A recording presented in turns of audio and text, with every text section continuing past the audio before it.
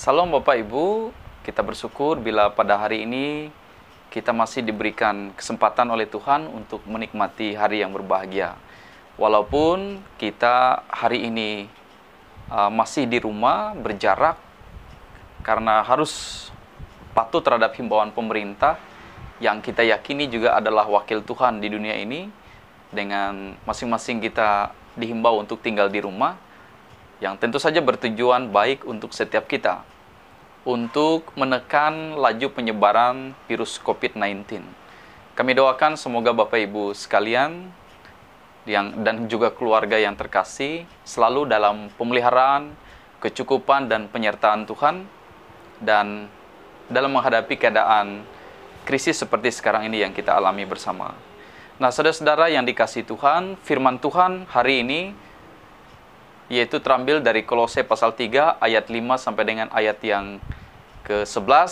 Semoga firman Tuhan yang akan kita renungkan bersama memberikan kekuatan dan juga pencerahan bagi kita sekalian. Lembaga Alkitab Indonesia memberi judul Manusia Baru, Kolose 3 ayat 5 sampai ayatnya yang ke-11. Bapak Ibu saudara-saudara yang dikasihi dan diberkati Tuhan, dalam surat Paulus kepada jemaat di Kolose, Kolose 3 ayat 5 sampai 11, Paulus memberikan nasihat kepada jemaat di Kolose untuk mematikan dosa yang menjadi penghalang besar untuk mencari perkara-perkara yang di atas atau di sorgawi. Sebagai orang percaya adalah kewajiban setiap kita untuk mencari perkara-perkara sorgawi, dan menjadi kewajiban setiap kita pula untuk mematikan di dalam diri kita segala sesuatu yang duniawi.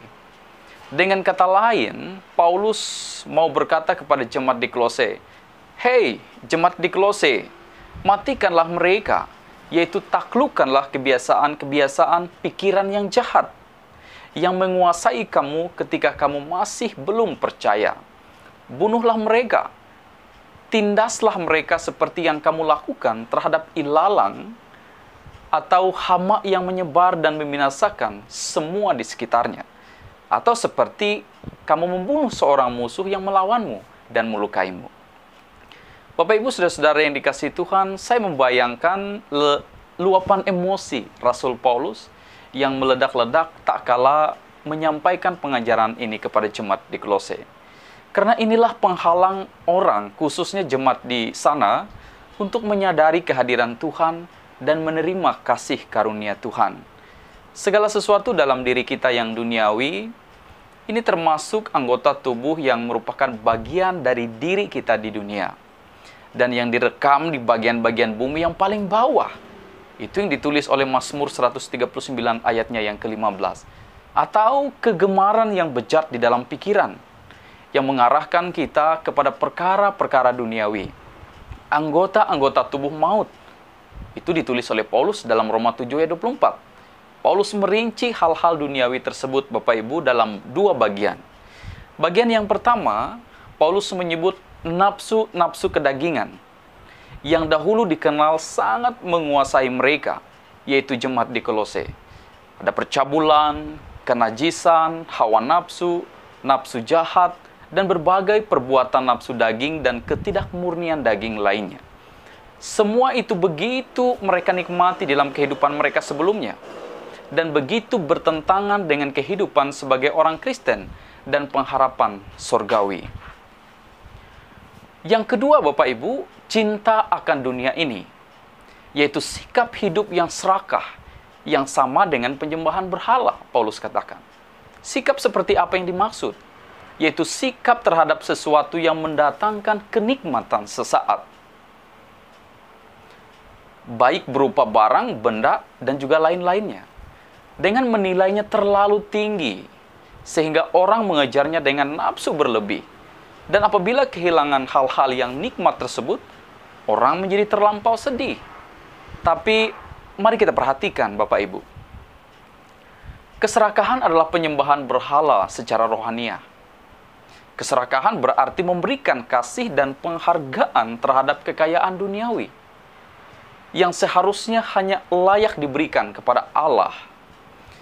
Sikap seperti ini menjadikan keserakahan semakin jahat, menyakiti hati Allah begitu rupa. Oleh karena itu bagi Paulus betapa pentingnya mematikan dosa. ayat 6-7. Tidak boleh dibiarkan, apalagi dipelihara, karena dampaknya yang luar biasa. Bapak Ibu saudara-saudara yang dikasihi oleh Tuhan, bagi Paulus dosa di dalam diri harus dimatikan. Kenapa? Tentu karena dosa-dosa tersebut sudah hidup di dalam diri kita. Sejak manusia lama kita menguasai kita, sebelum kita mengenal Kristus. Mari kita perhatikan, merenungkan bahwa tadinya kita hidup di dalam dosa merupakan sebuah alasan yang baik mengapa sekarang kita harus meninggalkan dosa. Kita sudah melangkah di jalan yang sesat, dan karena itu janganlah kita berjalan di dalamnya lagi. Ayub berkata, "Jika aku berbuat curang, maka aku tidak akan berbuat lagi." Ayub 34 ayat 32. Telah cukup banyak waktu yang terpergunakan untuk melakukan kehendak orang-orang yang tidak mengenal Allah. Ketika kita berjalan di dalam hawa nafsu kita, 1 Petrus 4 ayat yang ketiga, jika hal demikian terus kita lakukan, maka sebenarnya dengan sadar kita menghidupkan api murka Allah dalam kehidupan kita.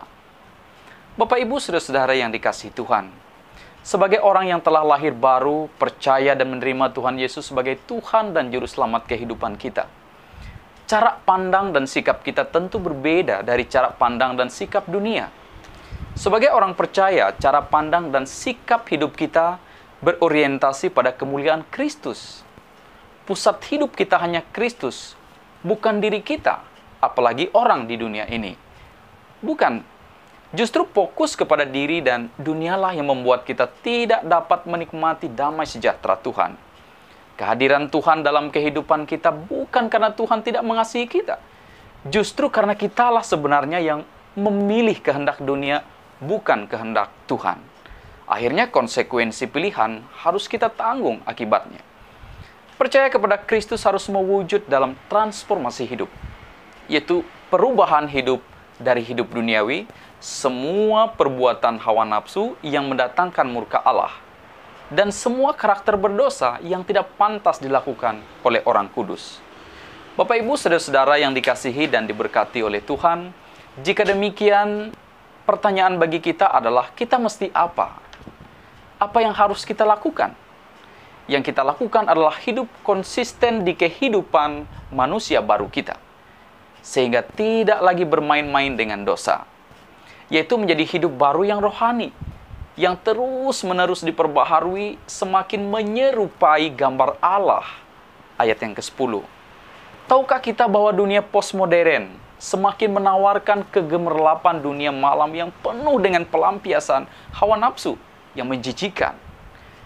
Itu tantangan bagi kita, bagi anak-anak kita, bagi generasi gereja.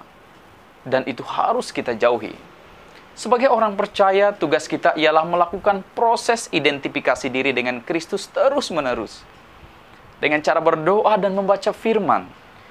Hidup kita juga ditransformasi terus-menerus dengan menolak melakukan berbagai perbuatan jahat, dan digantikan terus-menerus pula dengan perbuatan baik. Bapak Ibu saudara-saudara yang dikasihi dan diberkati Tuhan, kualitas hidup kita harus makin ditingkatkan sesuai standar Tuhan, sebagaimana tuntunan Alkitab. Mempraktekkan hidup yang kudus, hidup yang berkualitas, hidup yang membawa berkat bagi gereja, hidup yang membawa berkat bagi negara, hidup yang membawa berkat bagi semesta. Itulah kehendak Tuhan melalui semua orang percaya, melalui Bapak Ibu, melalui saya, melalui setiap kita yang telah mengalami kelahiran kembali di dalam Yesus Kristus Tuhan kita. Amin untuk perenungan firman Tuhan. Semoga firman Tuhan yang kita dengar hari ini memberikan kekuatan dan pencerahan bagi kita sekalian. Tuhan Yesus memberkati. Salam.